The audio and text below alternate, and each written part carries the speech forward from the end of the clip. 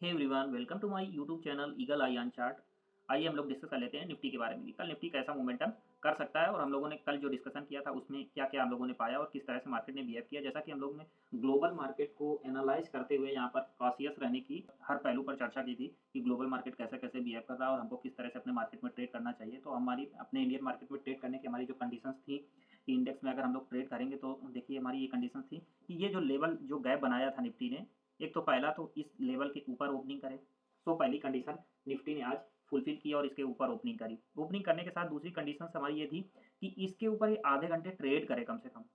तो ये दूसरी कंडीशन फुलफिल नहीं हो पाई, इस वजह से हम लोगों ने यहाँ पर शुरुआती ट्रेड यहाँ पर हम लोगों ने इसको कैंसिल कर दिया कि शुरुआती ट्रेड हम लोग निफ्टी में नहीं करें। जैसा कि आप लोग देख पा रहे हैं, ये हमारा ट्रेंड लाइन है जो कि बहुत दिनों से हम लोगों को ये सपोर्ट करता हुआ नजर आ रहा है। देखिए पहली बार हिट किया, हिट करने के साथ ही इसी ट्रेंड लाइन से यहाँ पर कहीं ना कहीं आप समझ पा रहे हैं कुछ ना कुछ तो होगा ना, यहीं से इसने बैक करते हुए देखिए ये बैक करते हुए यहाँ पर फिर से आज के हाई को हिट किया। हिट करने के साथ फिर से वहाँ से सेलिंग प्रेशर जनरेट हो गया और निफ्टी ने हमारे जो 3 दिन पिछला जो स्विंग लो था उसके नीचे जाकर के क्लोज किया है। तो हम लोग कल किस प्रकार से ट्रेड कर सकते हैं, तो आप देखिए निफ्टी कल के लिए हमारा ये जो लेवल रहेगा हमारा रेजिस्टेंस का वर्क करेगा और नीचे के लेवल पर ये सपोर्ट लेवल रहने वाले दिख रहे हैं।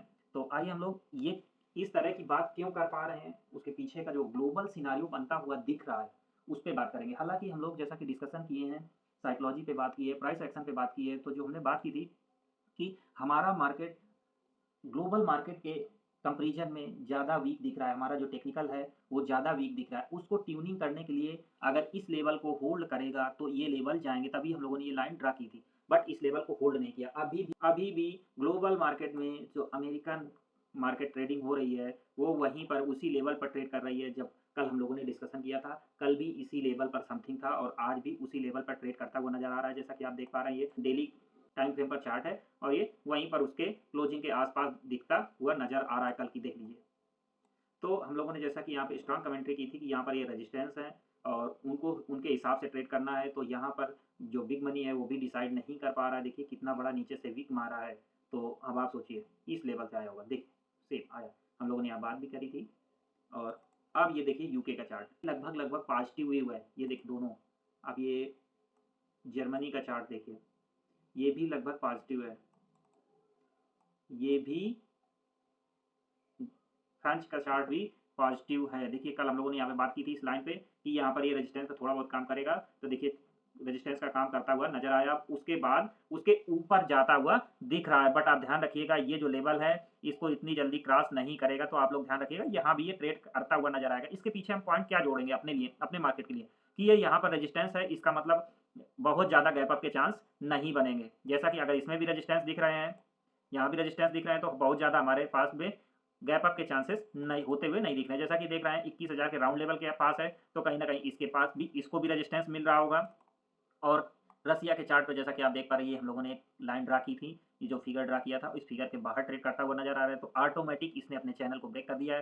तो इस पे कहीं ना कहीं न्यूज का असर रसिया पे जो हमारा हद चल रहा है उसके चक्कर में कहीं ना कहीं न्यूज को ये फेस करता हुआ नजर आएगा। इस ये भी गफलत में है कि किस तरह का फैसला आएगा या किस तरह से कमेंट्री आएगी अमेरिका की, उस हिसाब से ये ट्रेड करता हुआ नजर आएगा। तो आप लोग अपनी साइकोलॉजी को ग्लोबल मार्केट के हिसाब से, टेक्निकल के हिसाब से और कुछ ओवरऑल जो भी चल रहा है न्यूज, उसको भी ध्यान रख करके ट्रेड करिएगा, क्योंकि संभल के चलेंगे तो आपका पैसा बचेगा। जैसा कि हम लोगों ने कल कमेंट्री की थी, यहाँ पर संभल कर रहने की सलाह दी थी। तो आप, मैं ऐसी उम्मीद करता हूँ कि आज अपने ग्रुप में इतनी हलचल नहीं हुई, इसी चक्कर में नहीं हुई। अगर हलचल होती तो कोई ना कोई सी पी लेके बैठता और लॉस करता हुआ नजर आता, क्योंकि बहुत वोलाटाइल मार्केट था। तो एक एक चार्ट आउट पे और डिस्कस करेंगे हम लोग।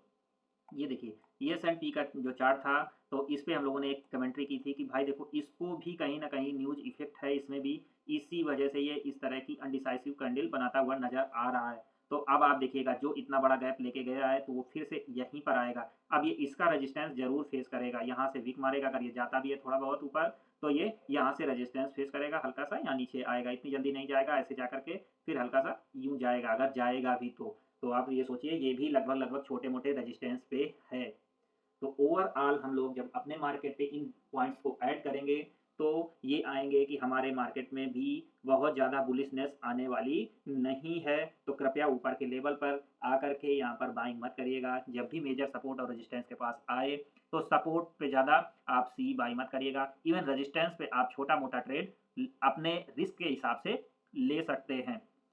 अब थोड़ी-सी बात कर लेते हैं बैंक निफ्टी पे। बैंक निफ्टी पे जैसा कि हम लोगों ने यहाँ मार्केट आवर में एक ग्रुप में अपने एक लाइन ड्रा की थी और लाइन ही अपडेट करने के साथ देखिए कल के दिन क्लोजिंग इसने लाइन के नीचे दी। आज इसने जस्ट यहाँ पर रेजिस्टेंस पे ओपनिंग की, ओपनिंग के साथ ही इसको ब्रेक कर दिया। ब्रेक करने के बाद जैसा कि आप देख पा रहे हैं हम लोगों ने बहुत दिन से चैनल ड्रा कर रखा है और चैनल पे आकर के बार-बार इसको हिट किया। हिट करने के साथ इसको लास्ट टाइम भी लास्ट आवर में भी यहाँ से हिट करके नीचे क्लोजिंग दी है। तो अब इसको थोड़ा-सा डेली चार्ट पर समझ लेते हैं किस तरह से मोमेंटम करता हुआ नज़र आ सकता है। जैसा कि हम लोगों ने चर्चा की थी, जब भी कभी मार्केट इस तरह से फॉर्म होता है, तो ये एक बार ट्राई करता है ऊपर जाने का। बट यहाँ पर हम लोगों ने एक जो कमेंट्री की थी कि आप लोग संभल के रहिएगा, ये चैनल है। चैनल से टकरा करके जब यहाँ के इसके ऊपर रुकेगा तभी इस ऊपर जाएगा। यहाँ पर रुका नहीं। जब यहाँ पर हाफ आवर की कैंडल ने क्लोज नहीं दिया तो सीधा नीचे आना स्टार्ट कर दिया। तो अब हम लोग कल कल के दिन के लिए क्या करेंगे, इस तरह से मार्केट जब बिहेव करेगा तो यहाँ पर रेजिस्टेंस एक बार जरूर लेगा। तो इसको रेजिस्टेंस मान करके अगर मार्केट इसके ऊपर ओपनिंग करता है, इसके ऊपर ओपनिंग करके सस्टेन करता है तो हम आगे के लिए छोटा-छोटा प्लान कर सकते हैं बस। बट हम लोग यहाँ पर एक छोटी-सी इसी के अंदर जो इसके बॉडी के अंदर ही एक छोटी-सी कैंडल प्लान कर सकते हैं। यहाँ पर अब जो प्राइस एक्शन हमारा नेगेटिव होता नज़र आ रहा है तो आप लोग संभाल के ट्रेड करिएगा। ऊँचे प्राइस पर आप लोग यहाँ पर बाई करने का मत ढूँढिएगा। आइए बात कर लेते हैं एक चार्ट जो हम लोगों ने 2 दिन पहले भी बोला था कि 1300 का लेवल अगर ब्रेक होता है तो बाटा इंडिया में अच्छा मूवमेंट डाउन साइड का आ सकता है। उस आधार पर आप इसको आइडेंटिफाई करके रख सकते हैं। ये 1300 का इसने ब्रेक डाउन दिया है और अगर इस लेवल को कल ये यहाँ से आज के लो को ब्रेक करता है तो यहाँ पर लगभग ये लेवल ब्रेक होते नज़र आएँगे और यहाँ पर लंबा डाउनफॉल होता हुआ नज़र आएगा। कि जैसा कि आप देख पा रहे हैं लंबे टाइम फ्रेम पर चार्ट आपको दिख रहा है, तो इस पे आप अच्छा ट्रेड डाउन साइड का बना सकते हैं। ऐसे ही हमारे साथ जुड़े रहिएगा। हम लोग प्राइस एक्शन और साइकोलॉजी को मिक्स करते हुए यहाँ पर डिस्कशन करते हैं।